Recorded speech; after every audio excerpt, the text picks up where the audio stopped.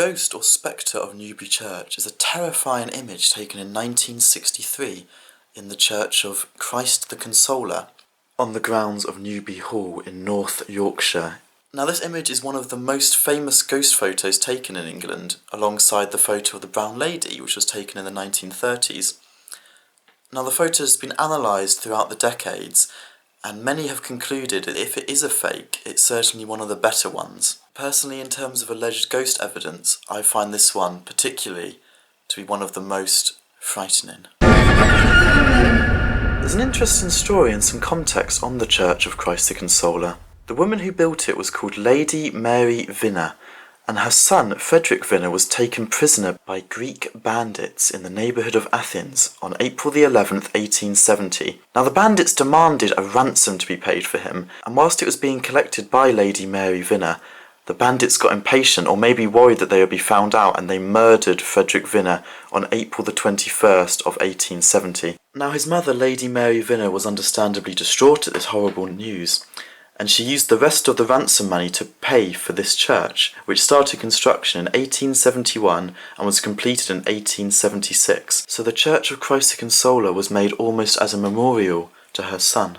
Now the church itself is absolutely fantastic in terms of Victorian architecture. It's made in an early English medieval style, and the interior is made of white limestone and exceptionally rich materials, with precious Morcar stone used for the outsides. The church was designed by architect William Bergs, who was one of the finest Victorian architects in terms of making modern medieval-looking buildings in a sort of neoclassical architectural style. Everyone loves a good ghost story, and ghost stories have gone back literally thousands of years. They've been noted even in ancient times, such as Rome, Egypt and Greece.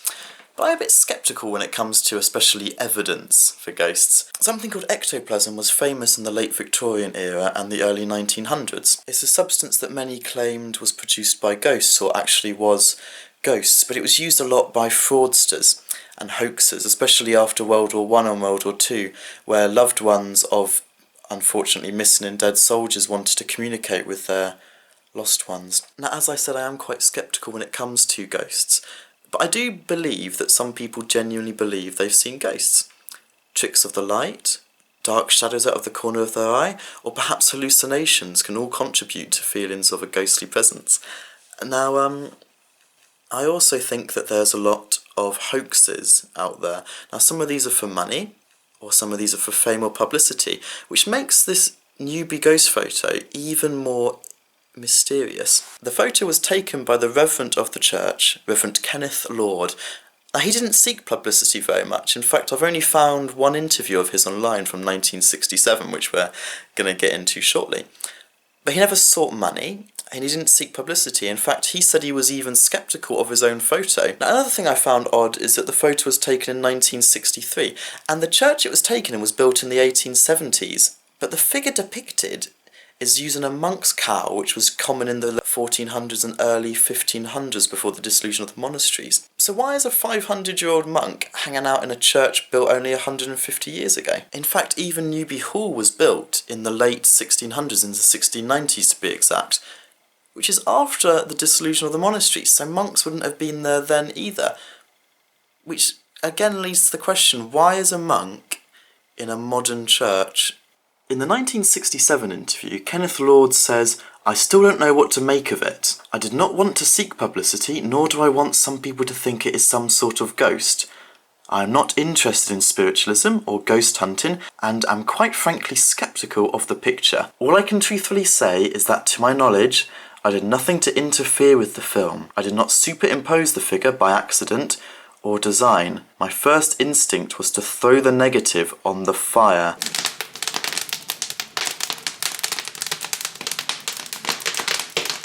And forget about it.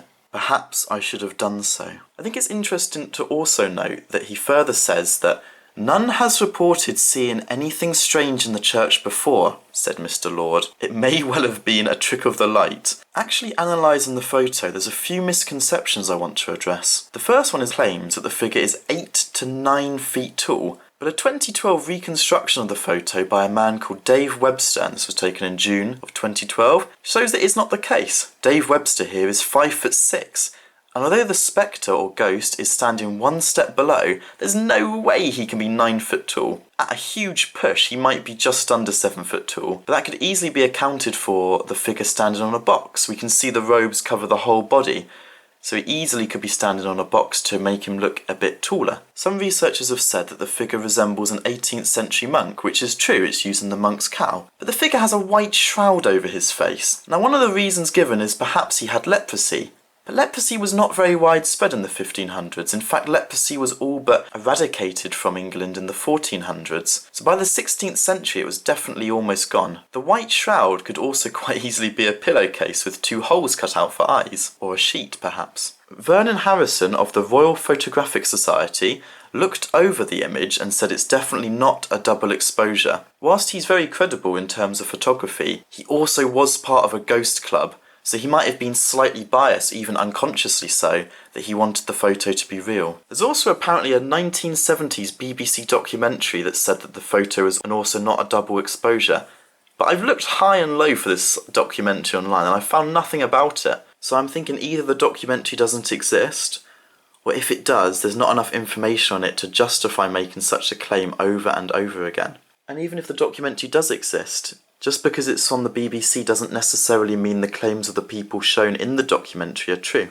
One lecturer on the use of spiritual photography from the 1800s to the present said that his mentor was one of the image specialists asked to examine the Newby Church ghost photo. He said that the image actually did follow the typical pattern of double exposed images of the time, with defined edges and anomalies, and was recreated producing exactly the same effects. Incidentally, the image of the transparent ghost is a recent phenomenon, only coming about through the use of the magic lantern projector in the 1800s. But because these ghost photos of the 1800s could only project images that were transparent due to the lighting conditions of the projector, so this expert is against the authenticity of the photo.